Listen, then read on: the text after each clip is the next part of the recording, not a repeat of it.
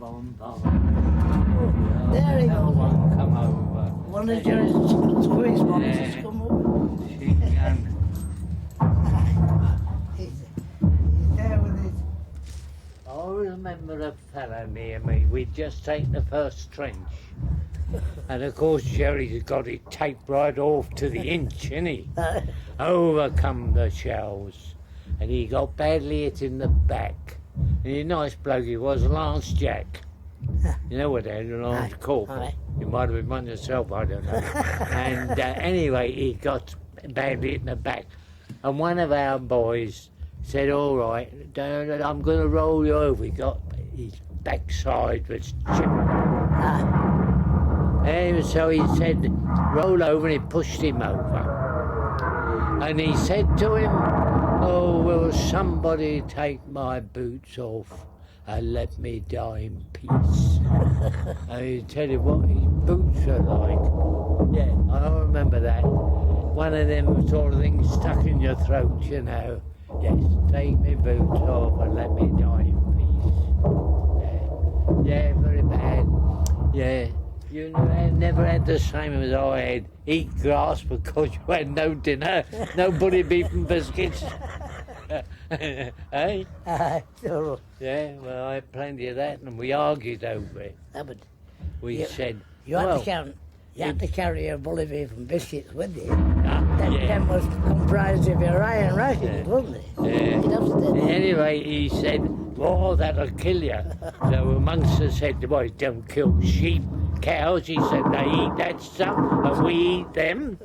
So, of course, the consequence, we ate grass, and I had many a meal off of grass.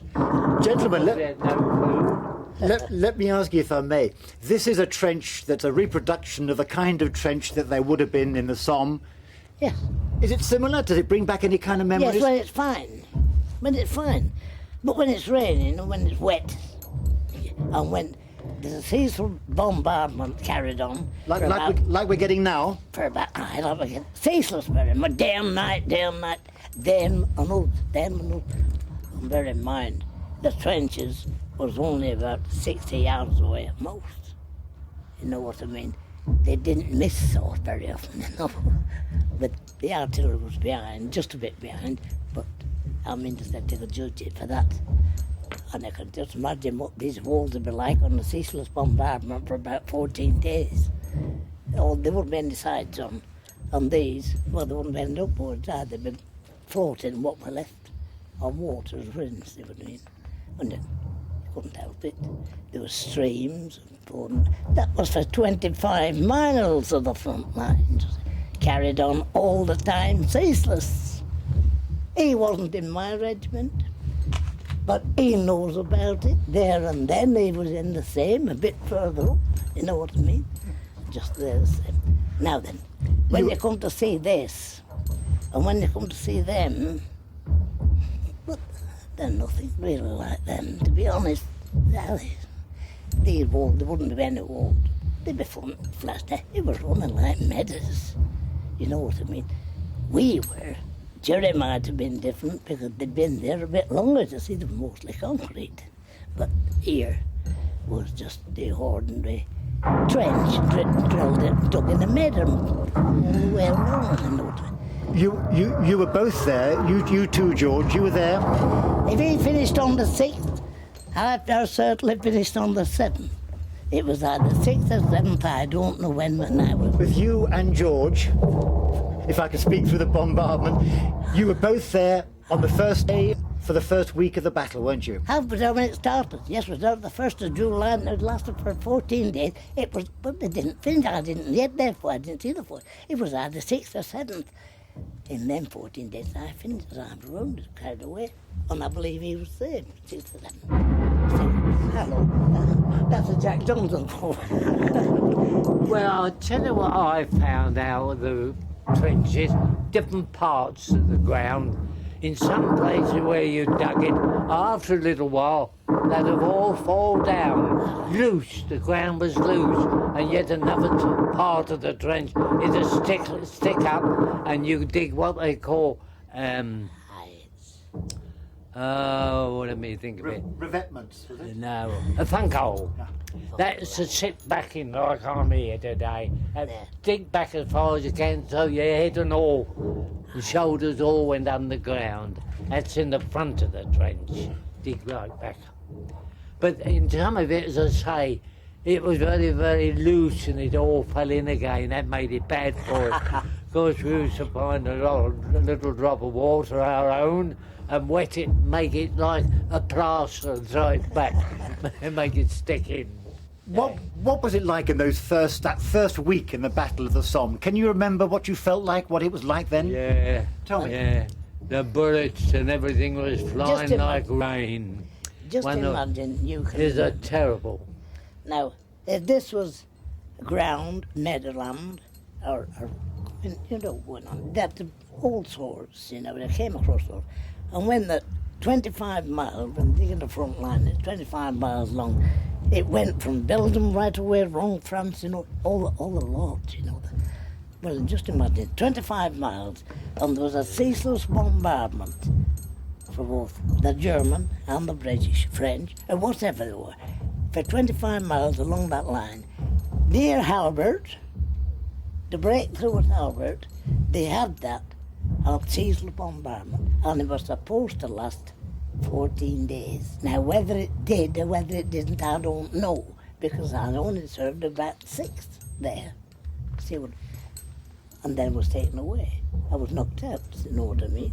I don't know how it finished up, and I don't know when it finished up, and I've never seen any report of it yet, how it finished up. It wasn't the lads that were responsible for it, it was the big chaps, you know, that had the war to deal with. You know, that was their idea of knowing it now. Whether it was a success or whether it's failure, I don't know.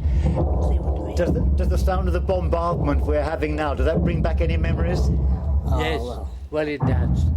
They were the bombardment like that, and the place we have here was strange. It's been all right, you know, it wouldn't make a bit of difference. But You tell me, George. Of course, and another thing I'd tell you, on the retirement as we did on Mons, as our wounded laid down there, the Germans come along and they stuck everyone on to make sure they was killed or put the wind up us. That was the idea of it. But they did, they used to stick the bayonet in there, they were already wounded, perhaps dying.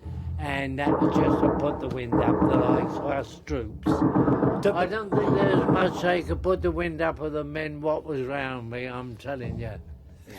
The noise of the bombardment and the guns that we can hear now, what memories does that bring back to you, George? Well, it was making, I thought, well, this is a terrible war. Not because they might not have done as much damage they was hoping for them to have done, but it made you think, oh, God, this is a big affair. They're going to have another go at us and that sort of thing, you know. Oh, yes, that was it was the worst bombardment there was when the Somme opened up. I don't know if my figures are right. On all accounts, on the first 2 days, there's supposed to be 75,000 troops, and most killed. Well, that's rather a lot. It goes to show the shells what was coming over to do that. 75,000 those 2 days. Did you both go over the top during the battle that week? I went over. I can't answer him. I wasn't there, but I did. Yes. when that bombardment was on, as I'm telling you, for the 1st of July toward the 14th of July, they was going over the top every day. There was 3 trenches. There was the first line there, the second line, and the third line. And when the first went over the top, the second line fell into position, and the others to fill up the third. That was 25 miles. That was all along the line. And these trenches, they wasn't trenches. They was blown down and smoke. They was just like ditches that go through, and they wouldn't be as high as that. You know what I mean? The rubble. You'd keep your head down, or else it'd be gone now. And there were shells coming over ceaselessly all the time. Just like there are now? It wouldn't matter. They was there. on the conditions as you was in. You know what I mean? You couldn't help the weather, whatever the weather. If it happened to rain, you'd be up to the waist in sludge and one thing on your duck board, they wouldn't be sailing. They'd be down on the floor, stuck in mud, you know what I mean? And you, on them as were sailing, you step on and go down about 3 foot. You know what I mean? And God knows what they'd be underneath. They might be dead, but you didn't know. They couldn't do no stretcher bearers got there. How could they? Day and night. All that till we were bombarded, and they were bombarding too. And they were a real muck up. They never